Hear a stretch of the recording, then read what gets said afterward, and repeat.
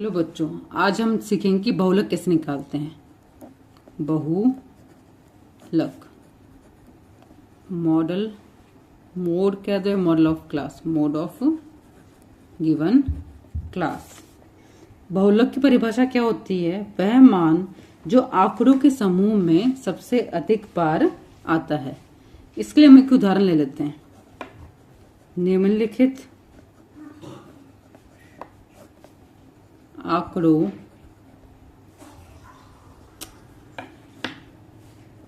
का बहुलक ज्ञात कीजिए। सबसे इजी टॉपिक हमारा 10th के बोर्ड के एग्जाम में आ भी सकता है। और माध्य और बहुलक बहुत इजी हैं।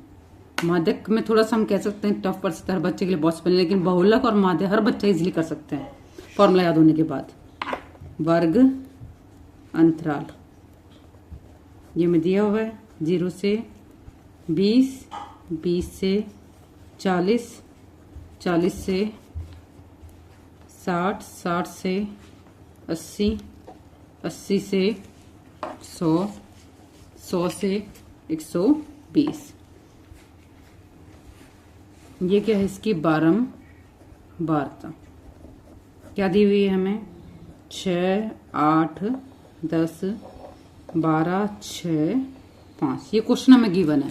अब हम इसमें यहाँ पे हमें क्या निकालना है? बहुलक। तो सबसे पहले हम फॉर्मूला लिखेंगे बहुलक। इसका फॉर्मूला क्या होगा?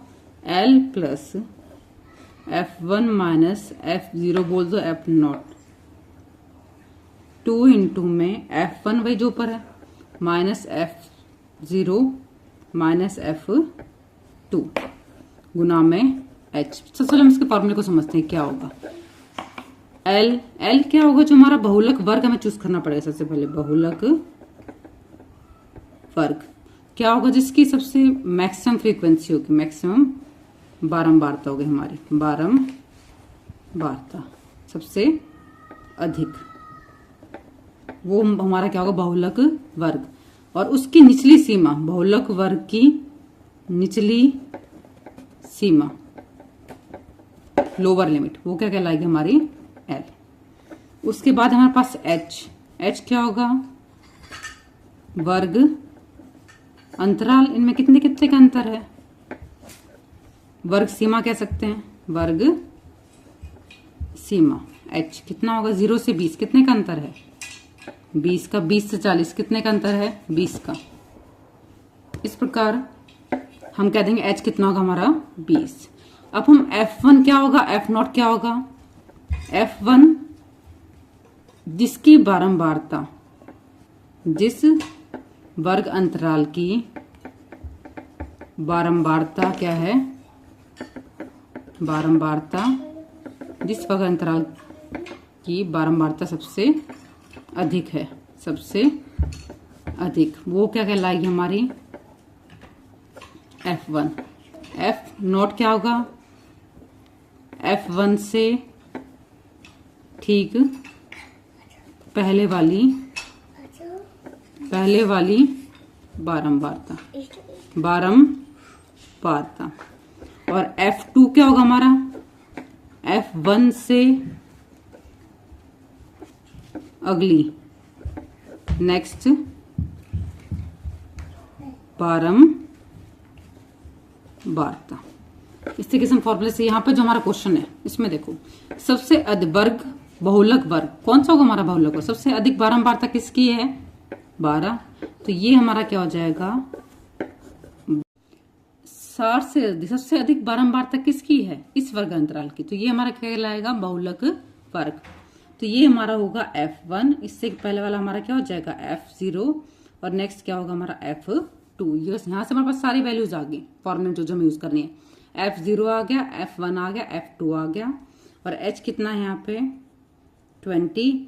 L जो हमारा बहुलक वर्ग है उसकी निचली सीमा कितनी है? 7। तो इसको हम फॉर्मूले में पुट कर देते हैं, इससे हमारा आंसर आ जाएगा।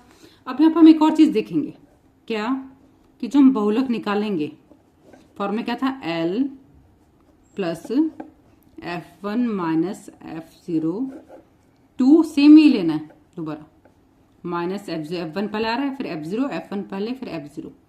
यहाँ 2 लग गया, माइनस F2 बचा उसको नीचे लिख लेंगे गुना में H। अब देखो जो हमारा L कितना है 60, तो जो हमारा आंसर हमेशा 60 से क्या आएगा बड़ा। कई बार बच्चे सॉल्व कर लेते हैं और आंसर गलत निकाल लेते हैं, तो यहाँ से ये चीज कंफर्म होनी चाहिए जो हमारा आंसर हमेशा 60 से बड़ा ही आएगा, उससे कम तो पॉसिबल है ही नहीं। बच्चे डिवाइड करते हैं, कैलकुलेशन करते हैं तो गलत कर लेते हैं कई बार, कि यहाँ से हम ये यूज कर सकते हैं कि यहाँ 60 से बड़ा ही हमारा आंसर आएगा। F1 कितना था हमारा 12 माइनस F0 कितना था 10 बटे में क्या है फॉर्मूला हमारा 2 गुना में F1 12 माइनस 10 माइनस F2 कितना है 6 और गुना में क्या होगा 20। अब 60 को हम इनको लिखते हुए चलते, सॉल्व नहीं करेंगे, इसको करते हैं अंदर, कितना आ जाएगा 2 12 में से 10 के 2 ये 24 माइनस माइनस क्या हो जाएगा प्लस कितना आ गया 16 गुना में 20। अब आंसर हमें पता है 60 से ऊपर आएगा, कितना आ गया था ये आ गया था 60 2 बटे में कितना आ गया था नीचे लास्ट लाइन हमारी क्या थी 2 बटे में 24 में 16 के कितना आ जाएगा 8 2 बटे में 8 गुना में 20 यहाँ लिख लेते हैं 60 प्लस में 2 बटे में 8 गुना में 20। कुछ करता तो कर देंगे 2 एकम 2 2 चौके 8 4 एकम 4 4 पंजे 20, तो आंसर कितना आ गया हमारा 65। तो इस निम्नलिखित जो आंकड़े हमें दे रखे हैं इनका बहुलक कितना आएगा हमारा 65।